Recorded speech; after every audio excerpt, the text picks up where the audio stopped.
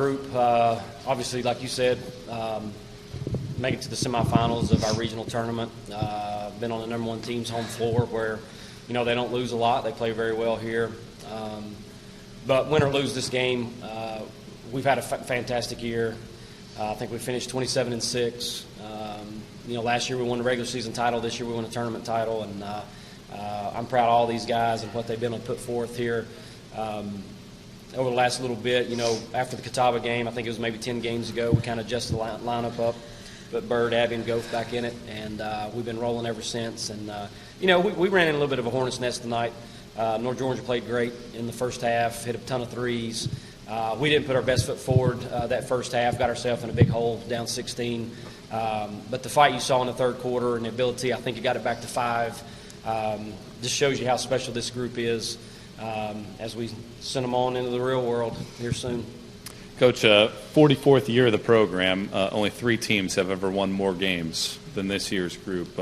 How would you describe what this year's team has meant to you this season? It's obviously we had an emotional talk in there. I think it's just the way it's all gone about because, Bird's played some early, but, with Sid and Abby and Bean's been hurt a lot, but, their journey has not been easy. They didn't come in and get to play right away and that kind of stuff, and they just stuck it out. And it was all of a sudden this year, and they played minutes, but all of a sudden this year, it's like it just all came together with this particular group. And then having 3 of them in the starting lineup. Of course, Sid came in and played great down the stretch to be Lindsey's backup. And to do what they've done and to win 27 games, and you go back to the tournament, scoring over 80 points 3 times in the 5 games we played in tournament play. And a lot of these guys were key cogs to it. And Big she's number one. We talk about all the time in our interviews. She's number one on that plus-minus chart. And she's the glue guy that now scores and shoots well from the 3. And they've all improved their game so much. And they're going to be very missed. Byrd, I want to come to you if I can. When you got here, the team went to the Elite Eight, and that kind of resurrected the program back to where they were in the 80s. Mm-hmm. And you end your career now passing the torch on to the players in that locker room by getting them back to the tournament, being the largest win in program history in the NCAA tournament yesterday. How would you assess how your career has turned out at this point and what it means to have been a part of this program? It's been a lot. Been some up and downs, of course. Started off with a Elite Eight appearance, and then we got a ring. We won regular season last year, got another ring, and then we came together again, won the tournament. So that's 3 rings. So I've been blessed to play with a bunch of good players, and I think this year has been probably one of my favorites. So, Abby, you're part of this senior class that when you signed, you watched that team win an Elite Eight, and that's what you guys were striving for. And you come out here and you get an NCAA tournament win. You have a couple rings to show for it. How would you describe what the journey's been like with your fellow seniors here? It's not always been easy. We've cried a lot. We've talked a lot. But what we've done this year, it's all worth it. It's all special because these people right here, these are my best friends. And they always will be. And we have a lot of sisters in that locker room that are going to do amazing things next year.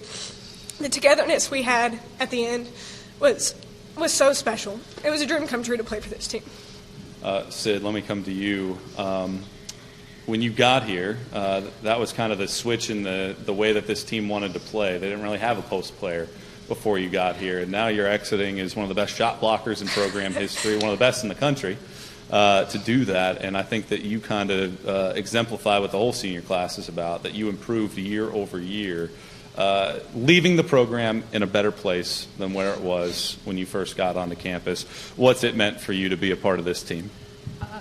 Like Abby said, he's my best friends. I've made, my best friends throughout this. And like she said, it hasn't always been easy, but, Lindsey coming in, that gave me somebody that was really good to go get some practice. And I feel like that helped me improve. And blocks, that's something I know that I can do, and that's something I know I can help my teammates with. So this last year's been the best.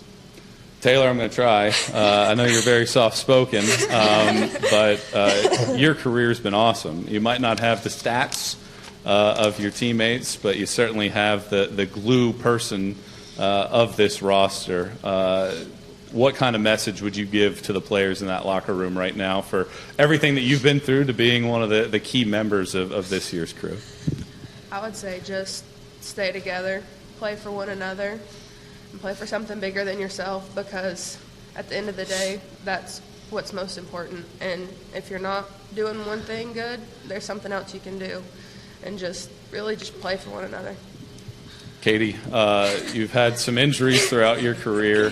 You obviously didn't get a chance to make an impact out there, but you certainly did on the bench. You were a key person on that bench with Ruthie next to you, with Corey next to you, those freshmen. What's your message to those younger players to make the most out of their playing time?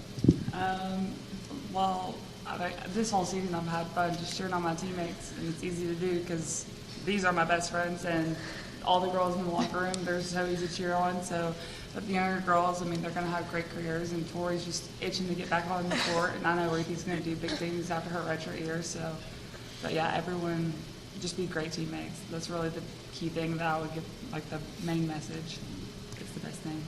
Mike, I'll finish with you. We talked about before the game a little bit about that sequence, that you have a lot of great talent coming back, but obviously this year's senior class meant a lot to you. What's the message for your team to sum up this season and what it's meant to win 27 games in a conference tournament title?